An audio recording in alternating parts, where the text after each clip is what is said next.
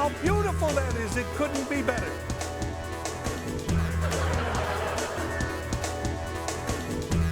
And that power comes from having knowledge.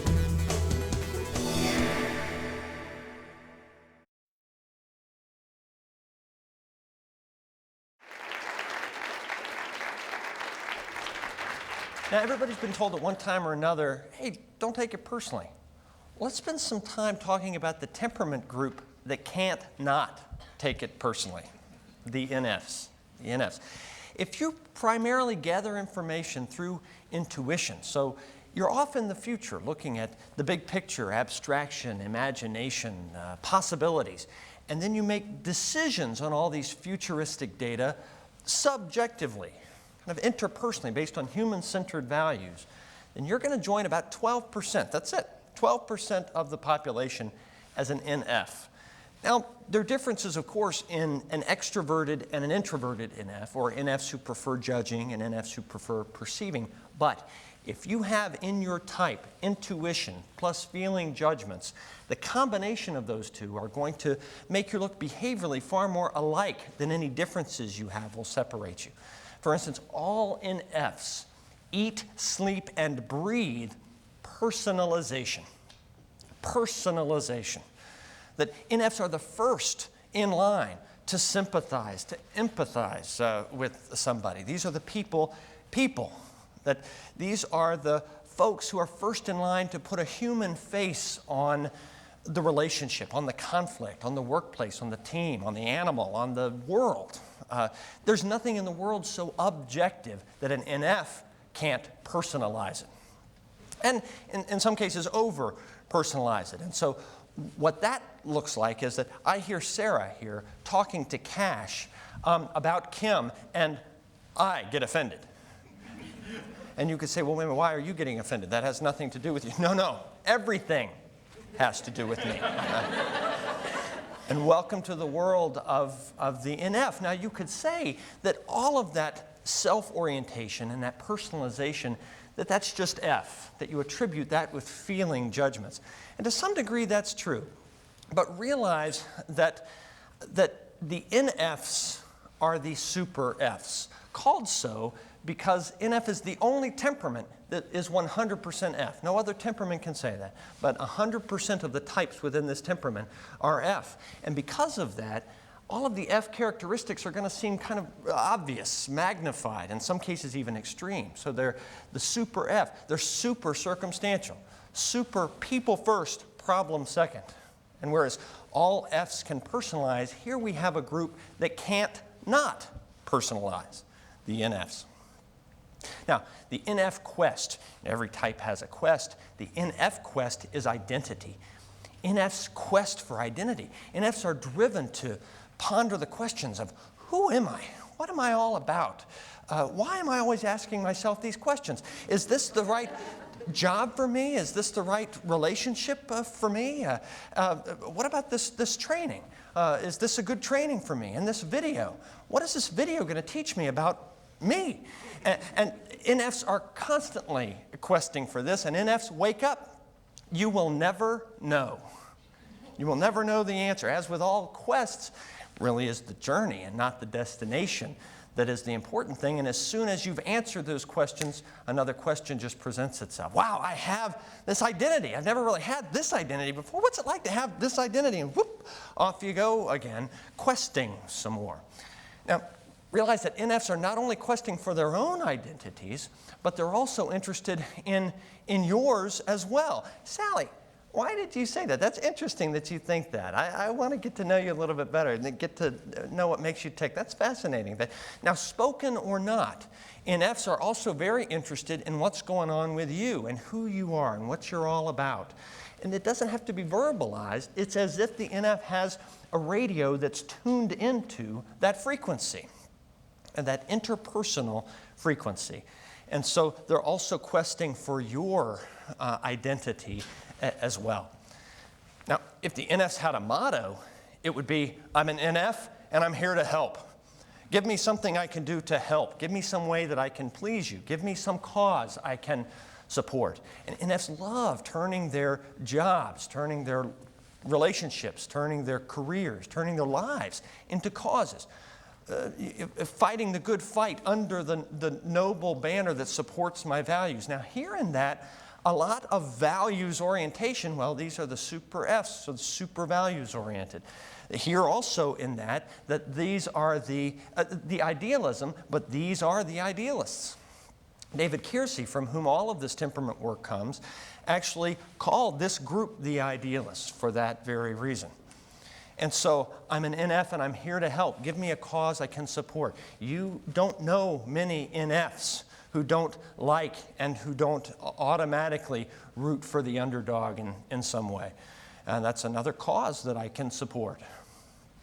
Now, one of the things that is also important to know about NFs is their style. Now, the NF style is catalytic. Catalytic. NFs are catalysts. They spark connection between people and relationships. They make things happen. They bring people together.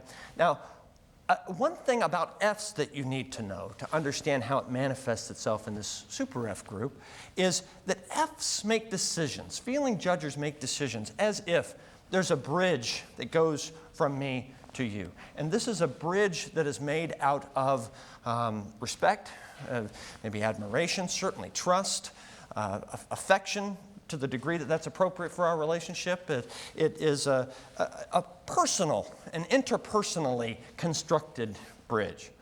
Now, if this is generally true about Fs, it's doubly true of NFs, and NFs are these super bridge makers, super bridge builders. And so part of this catalytic energy that NFs have is apparent in this building of bridges. And so they want to make sure that they're connected to people and the people are taken care of and people are happy. Remember, I'm an NF and I'm here to help. So never have a party without inviting an NF. You doing okay? You warm enough? Gosh, that's a really pretty jacket. You want a Coca-Cola? Is there something I can do to help you out there? Now, this connection isn't only, this catalytic spark isn't only between themselves and the world, but also to people externally to them also. And so that is, hey, Karen, you have to meet Sarah. She's hilarious. When I met her, I thought, oh, I got to hook you up with Karen. Come on over here. I want you to meet her. And so to make sure that everybody is connected and everybody knows each other and everybody is happy is a real motivator for NFs. And it doesn't just stop with people either. It can use products as well.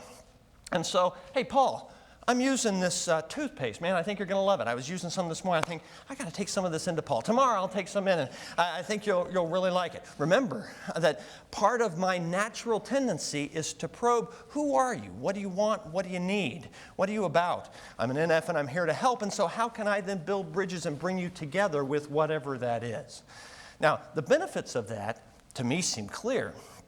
The downsides are that frequently, NFs will find themselves in positions where they're helping people who don't want the help. In the comic extreme, it's the NF who's helping the little old lady cross the street who doesn't want to go. But I'm here and you need my help, and so here it is. Now, the Achilles heel, we've opened that door a little bit. The Achilles heel of the NF, it's very important to remember that all the temperaments have an Achilles heel, and the NF is guilt. Guilt. Now we'll see that we can make all the temperaments feel guilty, but NFs raise guilt to an art form. And so if you want to make an NF feel guilty, what you have to realize is that the most important thing to me frequently is the bridge. And so the very thought, the very fantasy that I as an NF have done something to harm this bridge, to mar it, to not help you in building it, is going to make me meet you 2/3 the way of feeling guilty anyway.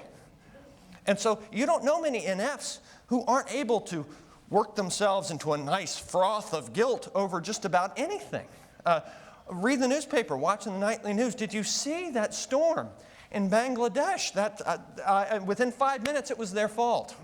Or at least they have some role that they can contribute. And I can do more, I should do more, and I'm going to do more, and you should too, by the way. And that's because they've injected themselves into this.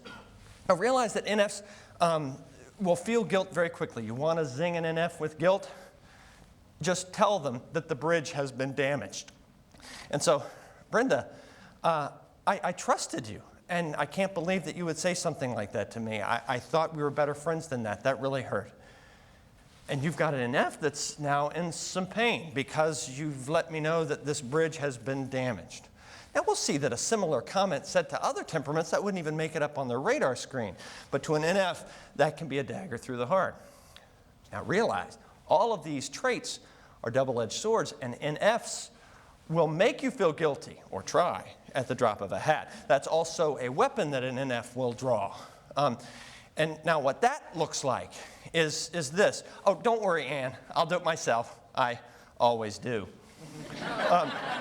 And so there was the intent. Now we'll see that there are other temperaments for whom that doesn't even come up on the radar screen.